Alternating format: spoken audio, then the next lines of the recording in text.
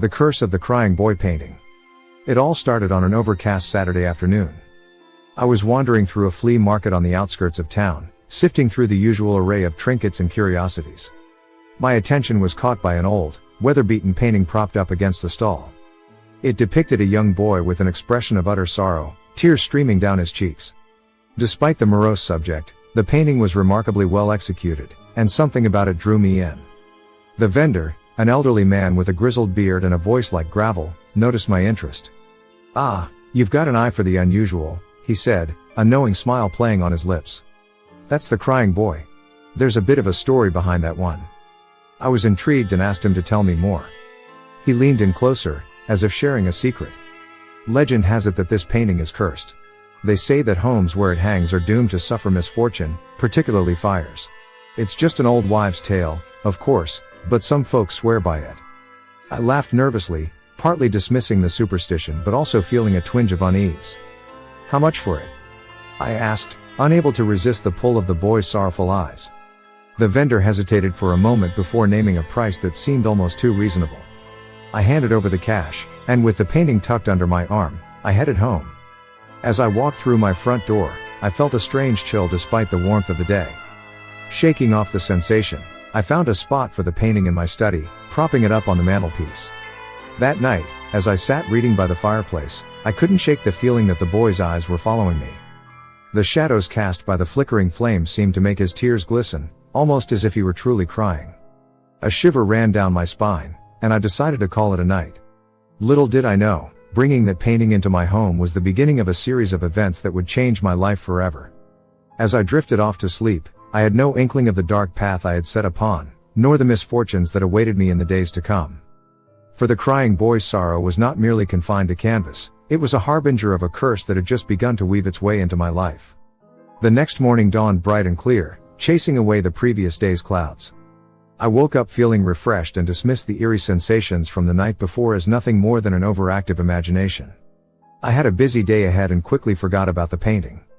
That evening, I invited a few friends over for dinner. As we sat around the table, the conversation turned to the new addition in my study. One of my friends, Sarah, was particularly intrigued. "Can we see it?" she asked, her curiosity piqued. I led them into the study, and as soon as we entered, a peculiar hush fell over the room.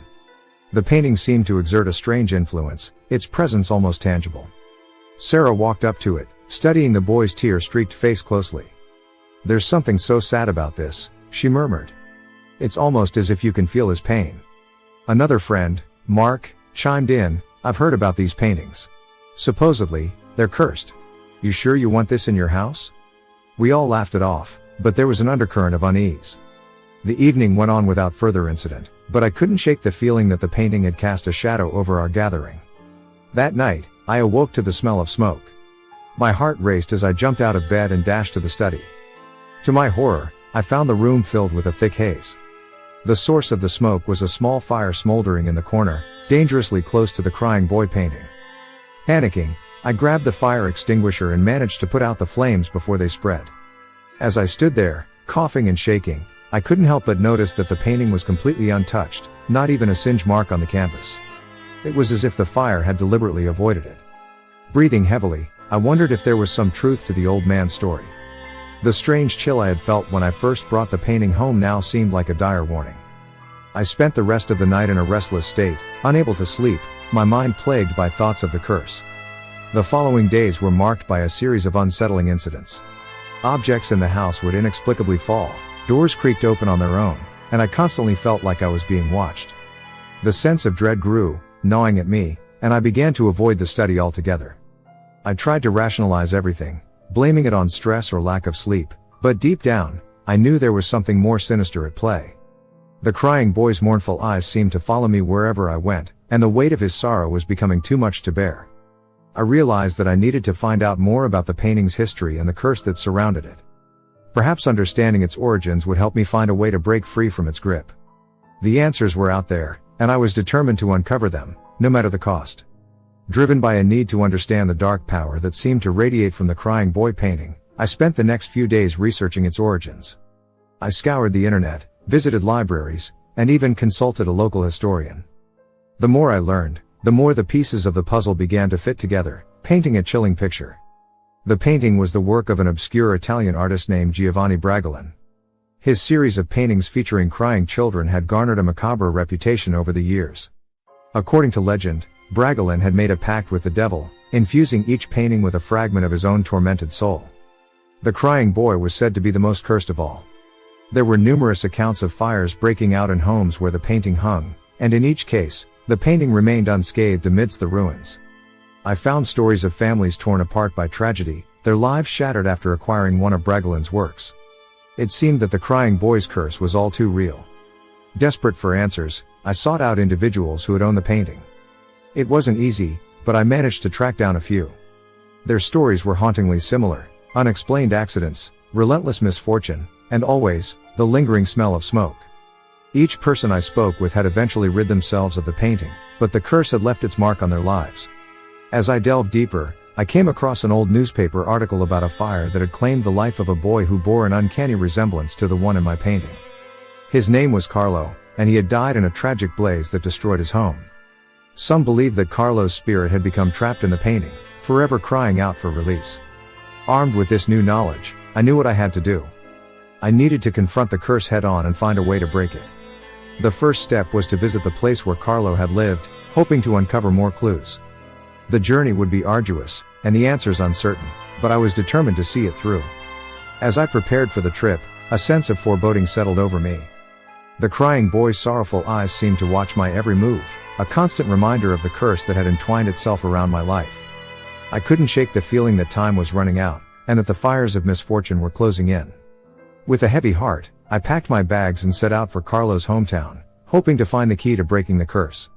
Little did I know, the path ahead would be fraught with danger, and the true nature of the crying boy's curse was more sinister than I could have ever imagined. The drive to Carlo's hometown took several hours.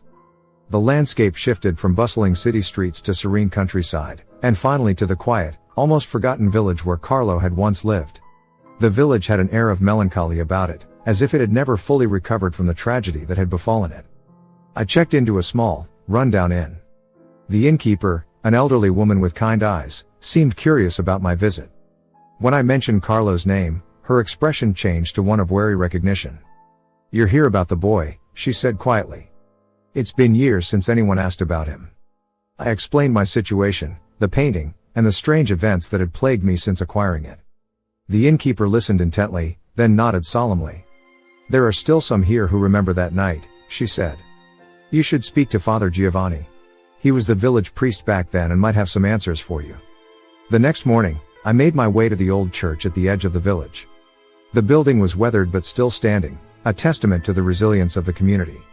Inside, I found Father Giovanni, a frail man with a gentle demeanor, tending to the altar. He welcomed me with a warm smile, and I explained my reason for coming. His expression grew serious as he listened to my story.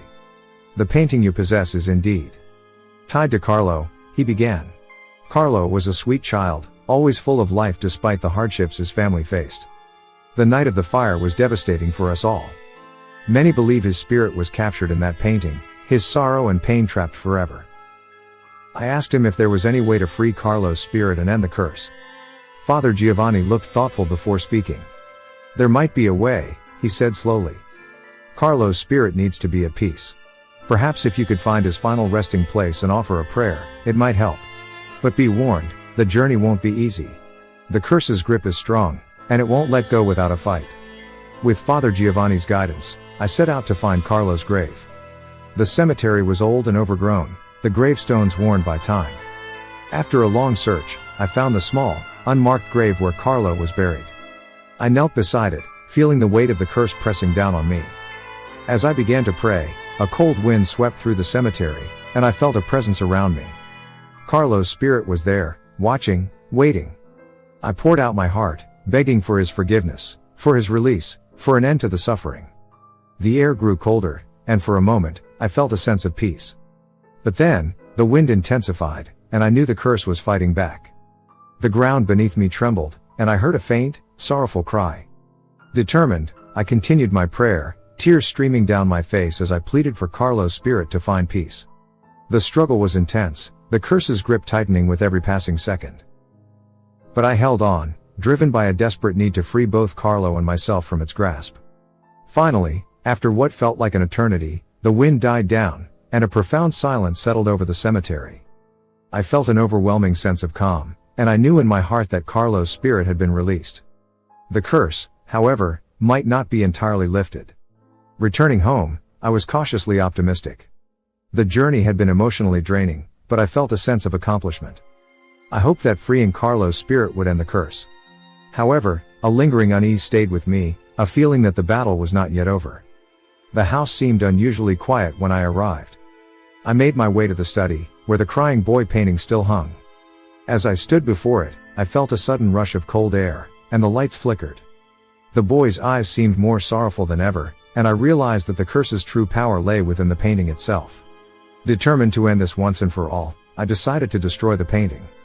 I grabbed a knife from the kitchen and returned to the study. With a deep breath, I slashed at the canvas, but to my horror, the blade bounced off as if hitting solid metal. The painting remained unscathed. Panic set in, and I tried to burn it in the fireplace, but the flames danced around the canvas without touching it. Every attempt to destroy the painting failed, leaving me feeling helpless and desperate. The curse was more potent than I had imagined, and I realized I needed a different approach. Recalling Father Giovanni's words, I decided to seek out someone with knowledge of the supernatural. After some research, I found a renowned paranormal investigator named Dr. Emily Carter. I contacted her, and she agreed to visit my home. Dr. Carter arrived the next day, bringing with her an array of tools and a quiet confidence that reassured me. She examined the painting carefully, then turned to me with a serious expression. "This painting is indeed cursed," she said. "But destroying it is not the answer. The curse is bound to the boy's spirit, and it must be confronted directly." She suggested a ritual to confront the spirit and break the curse.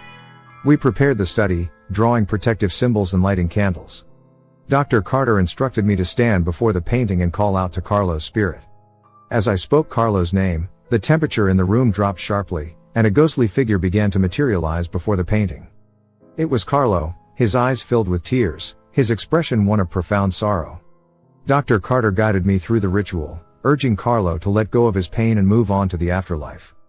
I spoke to him, expressing my sorrow for his suffering and my hope that he could find peace.